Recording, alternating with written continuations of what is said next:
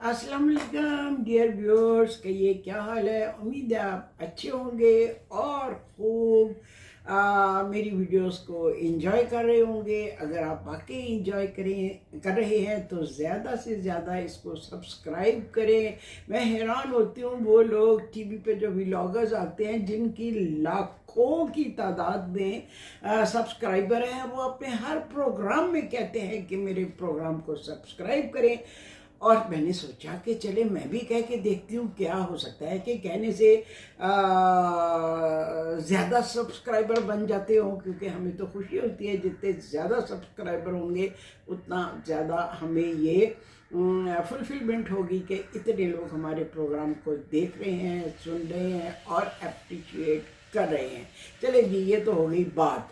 तो आज बात है मेरी उंगली की। जी हाँ, बात है मेरी उंगली की। आपने किसी व्लॉग में मुझे शायद नोटिस किया हो कि मेरे हाथ पे पट्टी बंधी हुई है।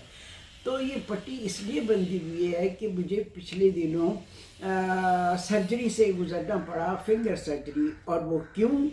वो इसलिए कि मेरा जो नेल था वो काफ़ी दिनों से ना कुछ बड़ा अजीब सा हो रहा था। कुछ उसका कलर नीला पीला जामुनी कुछ इस तरह का हो गया हुआ। और उसके बाद उंगली में भी दर्द होती थी। उंगली की दर्द जो है बाजुकात यहाँ तक भी आ जाती थी। तो मैं इसी तरह उसको क्या कहना चाहिए टालती रही।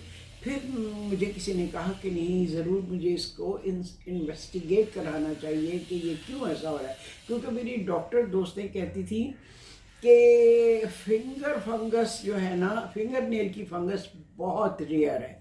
ज़्यादातर लोगों को जो फंगस होती है ना वो पाँव के टो पे होती है, फिंगर्स पे it is very very rare. तो तुम जाके ज़रूर डॉक्टर को दिखाओ।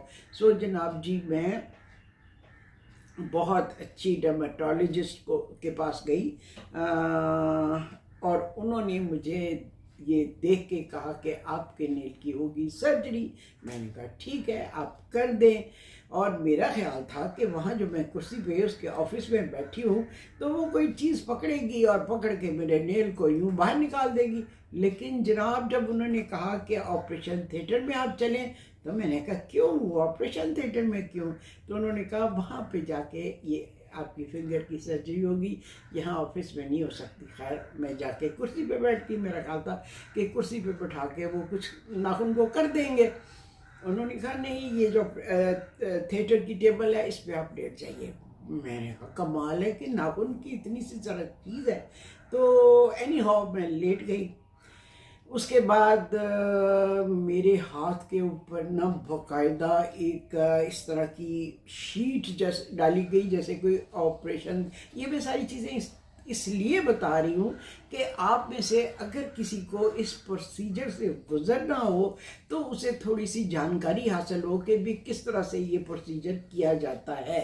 मुझे चूँकि नहीं मालूम था तो इसलिए वो सारी चीज़ें मेरे लिए बिल्कुल नहीं थी।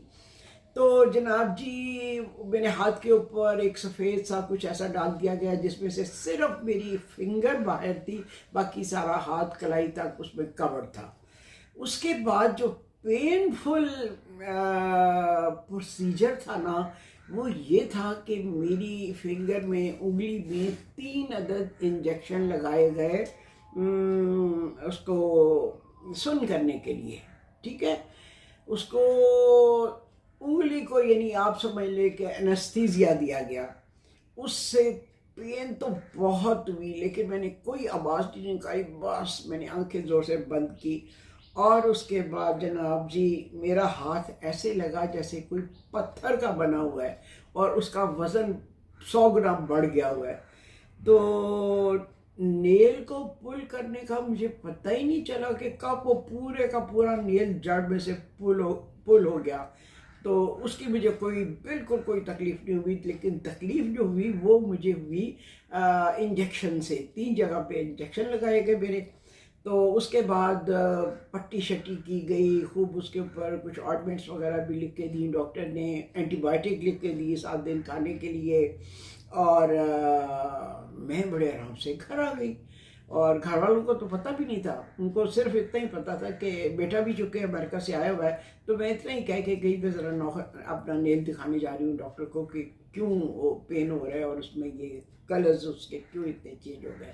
तो उसकी वजह से मैंने बाकी नेल्स पर भी नेल पॉलिश लगानी छोड़ दी हुई थी, क्योंकि मैं हर वक्त चूँकि नेल पॉलिश लगा के रखती हूँ ना, तो मेरे नाखूनों का रंग भी कुछ बड़ा डल सा हो गया हुआ था जब उसको नेल पॉलिश उतारें। तो डॉक्टर ने कहा वो चूँकि केमिकल होते हैं तो इसलिए आपके नाखून इस तरह से हो गए हैं बेलहाट की तरफ, तो आप कुछ अर्सा नेल पॉलिश लगाना छोड़ दें। एनी हाउ घर आ गई मैं और उसके बाद पेन किलर खाती रही। और फिर मज़े की बात है कि उसके अगले दिन मेरे घर में खाना था। चूँकि बेटा आया हुआ था तो उसके जो रिलेटिव्स थे मतलब उनको खाने पे बुलाया हुआ था। फ्रेंड्स का खाना नहीं था बल्कि ये रिलेटिव्स थे, क्योंकि उसके पास इतने थोड़े दिन थे, सिर्फ 6 दिन के लिए, 1 हफ्ते के लिए आया था ज़्यादा से ज़्यादा। और सबको बारी बारी मिलने जाना बड़ा मुश्किल था, तो मैंने कहा चलो सबको घर बुला लेते हैं और मुलाकात हो जाएगी सबसे दोबारी। मैंने खाने बनाए जिसकी मैंने आपको वीडियो भी दिखाई। मैंने अपने सिग्नेचर बैंगन बनाए, जो डिश इतनी पॉपुलर है कि अमेरिका में, ऑस्ट्रेलिया में, जहाँ कहीं मैं गई ना, हर बंदे ने ये कहा जी आपकी बुक में से हमने वो बैंगन की जो डिश बनाई वो बहुत हिट है, बहुत पॉपुलर है। और मेरे घर में जब खाना होता है तो मैं वो ज़रूर बनाती हूँ। इवन डॉक्टर जावेद जो इतने बड़े डॉक्टर हैं और इतने ही बड़े शेफ़ हैं, उन्होंने अपनी जो कुकरी बुक लिखी हुई है वो कोई मेरा ख्याल है 3,500-4 हज़ार की या 3 कुछ इस तरह करके किताब की कीमत है। और वो सारे का सारा पैसा किसी डोनेशन में जाता है, कोई गरीबों की इस तरह की कोई डोनेशन है जिसमें वो पैसा बुक का जाता है। तो उन्होंने अपनी किताब में मेरे नाम से मेरी ये डिश जो है ना बैंगन वाली वो शामिल की हुई है तस्वीर के साथ। तो ये इतनी पॉपुलर, इतनी हिट डिश है। उधर समर हाउस में जब भी खाने पे मैं बनाती हूँ सब लोग उसको बेहद पसंद करते हैं। तो अब तो मैं उसको कढ़ाई के साथ ही, अच्छी सी कढ़ाई हो उसके साथ ही टेबल पे रख देती हूँ ताकि उसकी शक्ल जो है ना, वो उसकी अपीयरेंस जो है वो बरकरार रहे। तो जनाब जी वो बनाया मैंने, कुन्ना बनाया और सैलेड बनाया, डिज़र्ट्स बनाई। इसी हाथ को ऐसे रखते हुए, इससे कम से कम काम लेते हुए, क्योंकि अगर मैं ज़्यादा इससे काम लेती तो फिर उसमें टीसे पड़ने का या पेन होने का अंदेशा था।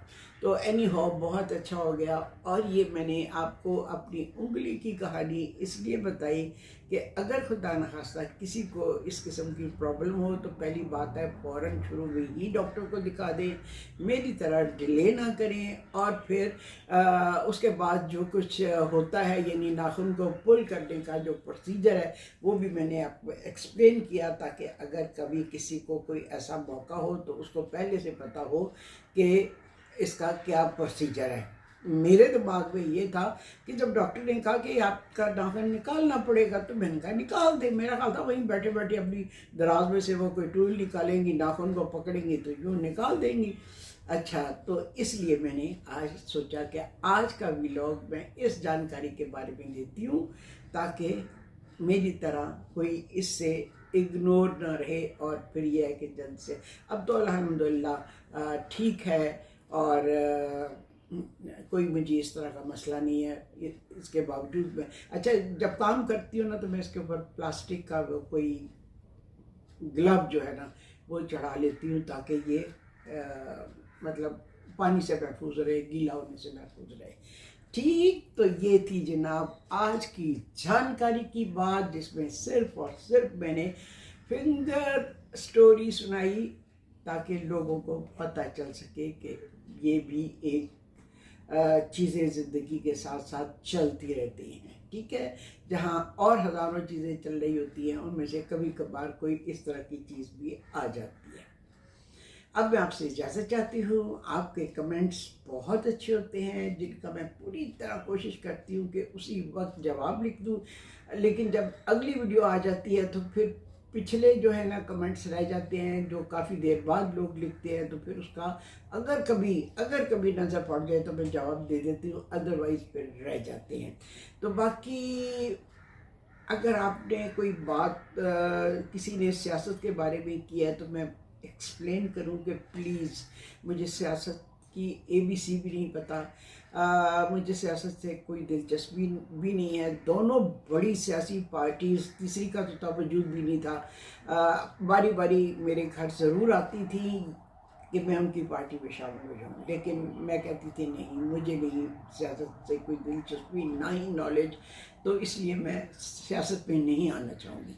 तो मेरा ये हाल है। तो मेरे इर्द गिर्द मेरी दोस्तें सियासत पे वो बहसें कर रही होती हैं, कोई किस पार्टी की, कोई किस पार्टी की, लेकिन मैं बिल्कुल खामोशी से उनकी बातें सुनती रहती हूँ और कभी दिल ही दिल में मुस्कराती हूँ कि ये जो बात कह रही हैं इसका तो कहीं दूर दूर तक कोई वजूद नहीं, लेकिन आप किसी को क्या कहें जिनके जहन में छाप लग चुकी है, वो उस छाप से निकल ही नहीं सकते। इसलिए बेहतर है कि खामोश रहे। ठीक है, तो आप भी ऐसे मौक़ों पर खामोश रहा करें तो बात बनी रहती है।